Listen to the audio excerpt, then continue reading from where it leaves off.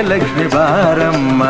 ಕಾಲಲ್ಲಿ ಕಿರುಗೆಜ್ಜೆ ಘಲು ಘಲು ಎಂದಾಗ, ಕಾಲಲ್ಲಿ ಕಿರುಗೆಜ್ಜೆ ಘಲು ಘಲು ಎಂದಾಗ, ಮನೆಯಲ್ಲಿ 100 ವೀಣೆ ನಾದವೊಮ್ಮೆ ಚಿಮ್ಮಲಿ.